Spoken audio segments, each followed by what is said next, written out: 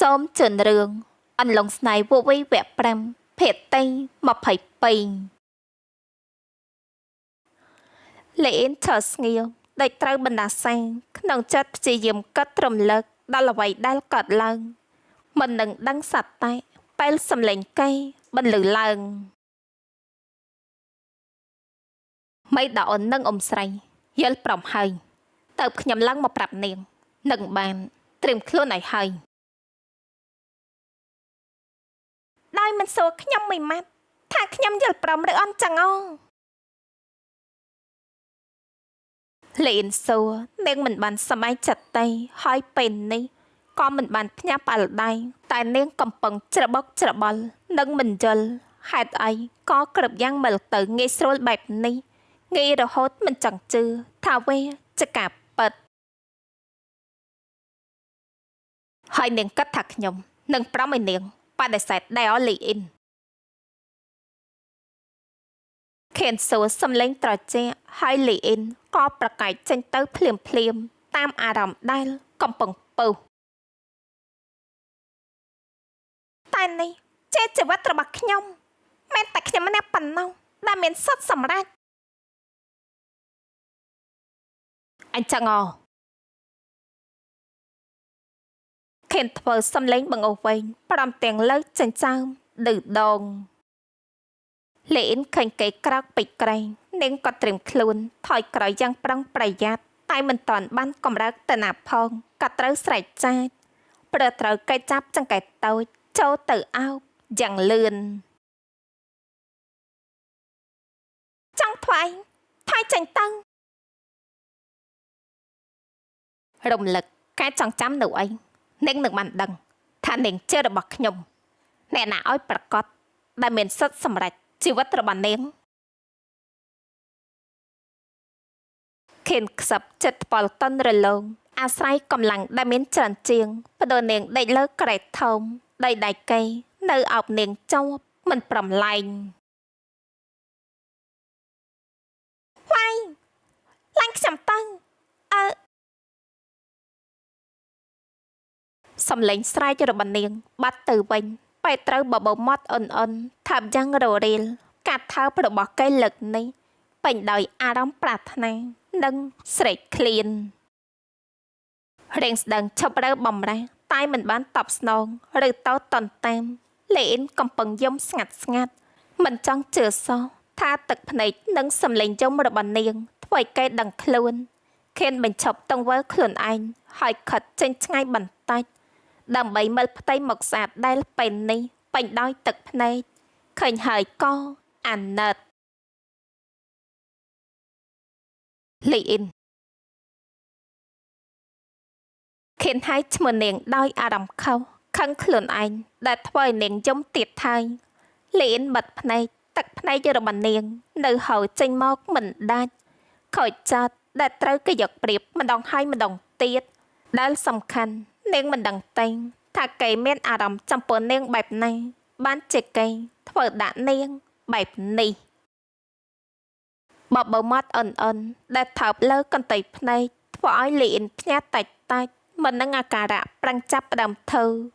ពេលដឹងថាខៀនផ្ដិតចូលទឹកភ្នែកឲ្យយ៉ាងតន់ផ្លន់ហាន់នេះបើកភ្នែកឡើងមកនិយាយជាមួយខ្ញុំបន្តិចទៅខេនហើយឈ្មោះនាងសំលេងតន់ចិត្តបបោមាត់ស្អាតលេអ៊ីនបើកភ្នែកឡើងយឺតមិននឹងព្រិចភ្នែកភ្លឺពីរបីដងឃើញក្រសែភ្នែកពេញដោយអារម្មណ៍តណ្ហារបស់គេនាងក៏ងាកមកចាញ់ផ្ទៃមុខចាប់ផ្ដើមក្រហមពេលគិតដល់សភាពរបស់ខ្លួនក្នុងពេលនេះនាងកំពុងដេកនៅពេជ្រក្រំគេងហេតុអីក៏លោកចង់ផ្ចាប់ពេកជាមួយខ្ញុំលីអ៊ីនសួរឡើងក្នុងចិត្តនាងចង់សួរគេថាហេតុអីបានជាចូលចិត្តខាងនាងបែបនេះតែខ្លាចថាចម្លែករបស់គេនឹងធ្វើឲ្យនាងខកបំណងព្រោះនេះអាចជាពេលដែលគេប្រើជាមួយមនុស្សស្រីដទៃទៀតគាត់ថាបែនព្រោះខ្ញុំចង់នៅជាមួយនាង ចម្លើយនោះធ្វើឲ្យម្ចាស់សំណួរងើយមកឡើងមើលផ្ទៃមុខសង្ហាខេនមើលមុខនាងស្ងៀមក្រសែភ្នែកប្រកបប្រជារបស់កេងធ្វើឲ្យលីអ៊ីនដឹងថាកេងមិនបានកុហកទេហើយនាងក៏សួរបន្តប្រាប់ខ្ញុំបន្តិចបានទេតើលោកមានអារម្មណ៍យ៉ាងណាចំពោះខ្ញុំសំឡេងរបស់លីអ៊ីនស្រាលមិននឹងមានអារម្មណ៍ដូចវិញ្ញាណរបស់ខ្លួនកំពុងអណ្ដែតថយចេញពីរាងកាយព្រោះចម្លើយរបស់កេងខ្ញុំចូលចិត្តនាងចូលចិត្តនាងឧទានឡើងខៀនការលោស្តាចង់ភ្ជាប់ពេលជាមួយនាងព្រោះកេងចូលចិត្តនាងចង្អទាំងដែលធ្លាប់ប្រាប់មករហូតថាមិនចង់រៀបការជាមួយនាងតែសុកបែរជាចង់យកច្រវាក់មកពាក់កខ្លួនឯងដោយការភ្ជាប់ពាក្យហើយប្រាប់ហេតុផលថាចង់នៅជាមួយនាងតែប៉ុណ្ណោះថែមទាំងចូលចិត្តយកប្រៀបលើនាងគ្រប់ពេលវេលាទៀតនាងគ្មានផ្លូវជឿជាដាច់ខាតតែបើយើងពីរនាក់ជួបគ្នាលើកដំបូងក្នុងពិធីរៀបការនិងការស្ទាបស្ទង់ចិត្តកែម្ដងរួចមកហើយអញ្ចឹងខ្ញុំសុំស្ទាបស្ទង់ចិត្តជាមួយលោកម្ដងទៀតទៅចុះលោកខៀនកាឡូស្តាំងខ្ញុំជ្រាបហើយស្អែកនេះយើងនឹងភ្ជាប់ពាក្យអញ្ចឹងលោកចេញទៅវិញបានហើយខ្ញុំចង់សម្រេចលេនប្រាប់តកៃសំឡេងផ្អែមនាងត្រូវការពេលវេលាគិតពិចារណាដែលសំខាន់នាងមិនចង់នៅជាមួយកេងក្នុងសភាពបែបនេះយូរព្រោះខ្លាចកេងយកប្រៀបលើនាងទៀតចង់កេងអបនាងដល់ហើយសុំអបបន្តិចមិនបានទេអីហេតុអីក៏ចិត្តអាក្រក់ម្ល៉េះខេននិយាយសំឡេងតន់កេដាក់ខ្លួនដេកក្បែរនាងបន្ទាប់មកក៏ទិញរៀងស្ដើងចូលមកអោបម្ដងទៀតយ៉ាងហួងហែងហើយលើកនេះលេអ៊ីនមិនបានរើតែកុំសង្ឃឹមថានាងប្រមឲ្យកេធ្វើអ្វីបានច្រើនជាងការអោបថើបឲ្យសោះលោកនឹងឲ្យចិត្តអាក្រក់ចូលចិត្តយកប្រៀបលើខ្ញុំរហូតនាងថៃកេសំឡេងងងក់ប្រំនៅក្នុងរង្វង់ដៃដែលមើលទៅដូចជាផ្ដល់ភាពកក់ក្ដៅច្រើនជាងរាល់ដងប្រាប់ហើយទៅថានាងកើតមកដើម្បីឲ្យខ្ញុំធ្វើបាបហើយនាងក៏ជារបស់ខ្ញុំតែម្នាក់គត់ខេនប្រាប់ហើយក៏ភ្ញាក់ព្រឺតត្រូវខ្ញៅដើមទ្រូងខ្លាំងដូចនាងចង់បញ្ចេញអារម្មណ៍ខឹងចឹងតែគេក៏សងសឹកវិញដោយការអោបនាងណែនលើសដើមខាត់ចាញ់ទៅប្រាចរិតអាក្រក់ចូលចិត្តធ្វើបាបស្រីអាងអីបន្តិចក៏រករឿងកាញ់ចំណេញកាន់តែហាមលោកកាន់តែផ្កើនខ្ញុំយំហើយក៏លោកនៅធ្វើចាំតុកទៅខ្ញុំមិនចង់ធ្វើជារបស់លោកទេមនុស្សចិត្តអាក្រក់លីអ៊ីនឡូឡាព្រមទាំងរើបំរាហើយនាងក៏ខឹងខ្លាំងឡើងព្រោះពាក្យគំរាមរបស់កេងបើនាងបដិសេធខ្ញុំម្ដងទៀតខ្ញុំនឹងមិនក្រែងចិត្តនាងទេណាលីអ៊ីនមនុស្សស្កូតដែលលោកធ្វើពេលនេះនឹងប៉ែលមិនគេហៅថាក្រែងចិត្តហើយដឹងទេពេលនាងប្រកែកប៉ាច់បែបនេះមាត់របស់នាងគួរចង់ថាប់ខ្លាំងណាស់ហើយចាំបានទេពេលខ្ញុំថាប់នាងពេលណាវាមិនដែលឈប់ត្រឹមថាប់តែម្យ៉ាងទេលេអ៊ីនក្តាប់មាត់ណែនដីស្វ័យប្រវត្តិប្រូខ្លាចគេធ្វើដោយដែលគេគំរាមប៉ិតមែនខិនសាយហឺក្នុងបំពង់កពេញចិត្តដែលឃើញនាងខ្លាចហើយរឹកពីអស់កម្លាំងរបស់នាងក៏ធ្វើឲ្យគេសម្រេចចិត្តឈប់រំខាននាងព្រោះចង់ឲ្យនាងសម្រេចកេងទៅលីអ៊ីនខ្ញុំមិនធ្វើអីនាងទេគ្រាន់តែសុំអោបពិតមែនណាអោបមួយម៉ាត់នឹកមែនទេ នាងធ្វើនិយាយបញ្ឈឺតែក៏ព្រមកិញ្ចស្ងៀមនៅក្នុងរង្វង់ដៃរបស់កេងតើបតែដឹងខ្លួនថាវាធ្វើឲ្យកកក្ដៅដូចគ្នានាងចាប់ផ្ដើមយល់ចិត្តខ្ញុំហើយហានីបន្តិចទៀតពេលខ្ញុំចង់ធ្វើអ្វីច្រើនជាងអោបនាងនឹងមើលដឹងដោយខ្ញុំមិនបាច់ប្រាប់ឡដល់ហើយខេននិយាយដោយអារម្មណ៍ល្អតាំងចិត្តបញ្ជាក់ត្រង់ពេលថាចង់ឲ្យនាងលឺច្បាស់ឈប់ហៅខ្ញុំបែបហ្នឹងទៅខ្ញុំមិនមែនហានីរបស់លោកទេហើយខ្ញុំក៏មិនបានដឹងចិត្តលោកដែរលេនប្រកែកជាមួយគេយ៉ាងភ្លេចខ្លួនតែសម្លេងរបស់នាងចាប់ផ្ដើមស្រាលជាងមុនខេនឃើញនាងធ្វើភ្នែកមីងក៏កាន់តែអស់សំណើចប្រយល់ថាថ្នាំដែលលេបក្រោយអាហារប្រហែលចាប់ផ្ដើមបញ្ចេញអធិពលហើយខ្ញុំទទួលស្គាល់ថាចូលចិត្តញ៉ោះនាងតែខ្ញុំជឿជាក់ថាខ្លួនឯងមិនបានយកប្រៀបលើនាងទេព្រោះខ្ញុំនឹងប្រំឲ្យនាងធ្វើបាបវិញជានិច្ចចង់សារដែរទេខ្ញុំរីករាយនឹងពេញចិត្តផ្ដល់សហការគ្រប់យ៉ាងនឹងមិនចំតោះឡើយខេនសារភាពថាចូលចិត្តញ៉ោះនាងពិតមែនមិនដឹងហេតុអ្វីគ្រាន់តែដឹងថាចូលចិត្តពេលលើសំឡេងនាងនិយាយប៉ោចនឹងធ្វើមកកាចដាក់កេងលេនស្ងាត់មួយសន្ទុះមិននឹងប្រាប់ទៅកេងលោកនិយាយចេះតែបានហើយលោកចាំមនុស្សប្រុសមិនអ្វីខូចខាតដូចមនុស្សស្រីនោះខ្ញុំជាមនុស្សស្រីណាសំណប់ចិត្តបើនាងជាមនុស្សប្រុសខ្ញុំប្រហែលត្រូវពិចារណារសនិយមរបស់ខ្លួនឯងហើយតែដឹងខេនខ្ញុំងងុយបើកភ្នែកមិនរួចតែលេនប្រាប់ប្រាំទាំងលើកដៃញីភ្នែកទៅដៃតូចត្រូវគេចាប់យកទៅថាបខ្លាំងជាការដាក់តោចំនួនខ្ញុំចូលចិត្តឲ្យនាងហើយបែបនេះដល់ហើយហើយរលឹកទៅបានទេស្ដាប់ហើយស្រស់ស្រាយចិត្តមែនទែនមិនបាច់មកធ្វើ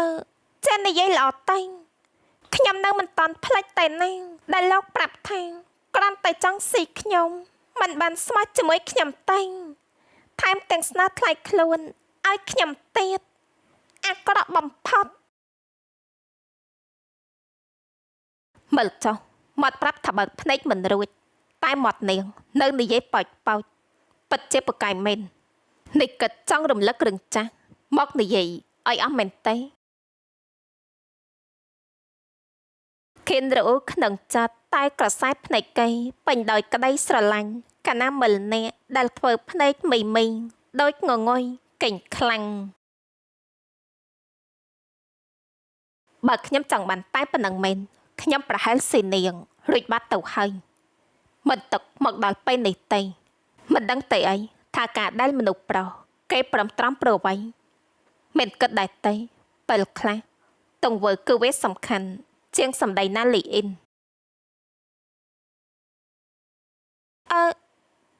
ស្ងាត់បន្តិចទៅបន្តិចថ្លង់ណាស់លីអ៊ីនរអ៊ូរងើទាំងនៅបិទភ្នែកខេនឃើញហើយក្រឹតយ៉ាងខ្លាំងត្រង់មិនបានកោនថើបថ្ពិលរលងមួយខ្សឹបធំនាងព្យាយាមបើកភ្នែកឡើងតែដោយសារងងុយខ្លាំង3នាទីក្រោយមកនាងក៏កេងលក់ទៅអ្នកពូកែរអ៊ូកេងលុះហើយនិយាយចប់កោនថើបថ្ពិលរលងទាំងសងខាងម្ដងទៀតខេនចាំរហូតតល់តែជឿជាក់ថានាងកេងលក់មែនតែនហើយតើបជួយដាក់ឲ្យនាងបានកេងលក់ស្រួលមិននឹងតេងភួយមកដណ្ដប់ឲ្យត្រឹមត្រង់ក្នុងចិត្តគេចង់កេងអប់នាងបន្តអាយុជាងនេះតែខ្លាចទ្រាំមិនបានធ្វើឲ្យខ្លួនឯងវេទនាដូចយកមិនទៀតទ្រាំសិនទៅខៀនតែមួយយប់ទៀតប៉ុណ្ណោះខ ខៀនប្រាប់ខ្លួនឯងគេមើលនាងដោយអារម្មណ៍ចម្រុះខៀនមិនហ៊ានជឿទាំងស្រុងទេថាវាជាសេចក្តីស្នេហាព្រោះវាឆាប់រហ័សពេក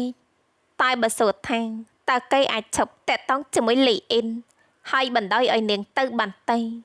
ចម្លើយគឺគ្មានផ្លូវជាដាច់ខាតផ្ទៃមុខសង្ហាញញឹមចាំងតន់ផ្លិនកែវភ្នែកមុតនៅសម្លឹងមើលផ្ទៃមុខគួរឲ្យស្រឡាញ់របស់អ្នកកេងលក់ដោយមិនធុញទ្រាន់ពិធីភ្ជាប់ពាក្យ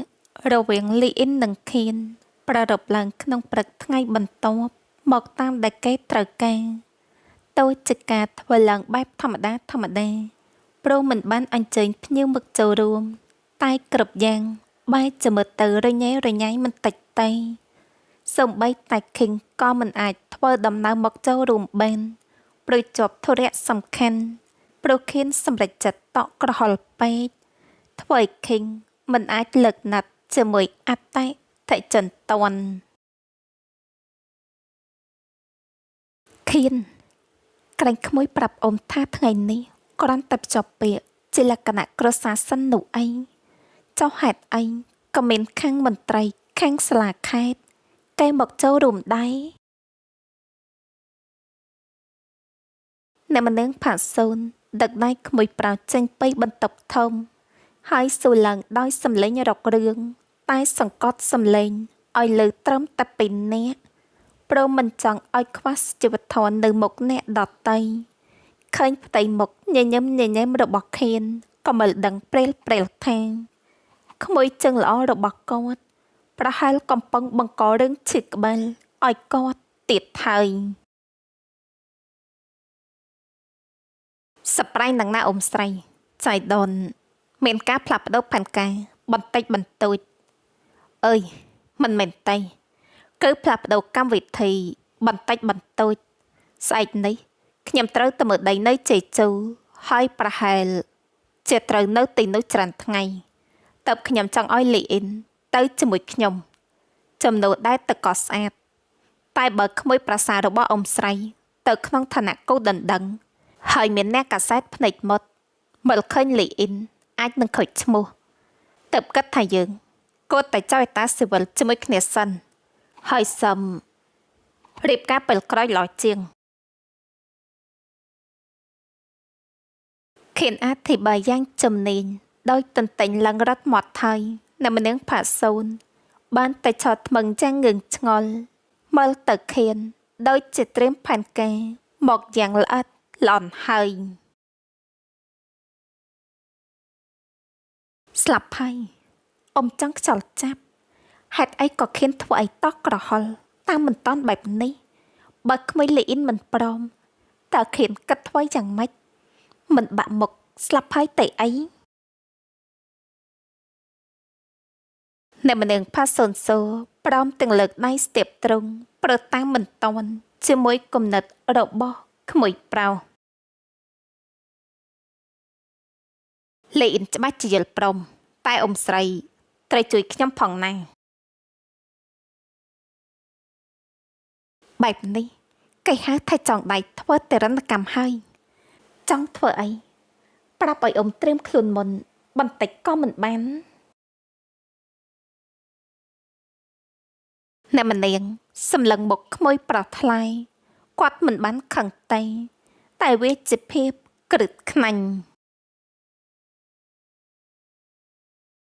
អ៊ំស្រីមិនចង់បានលីអ៊ីនធ្វើជាក្មួយប្រាសាទទេ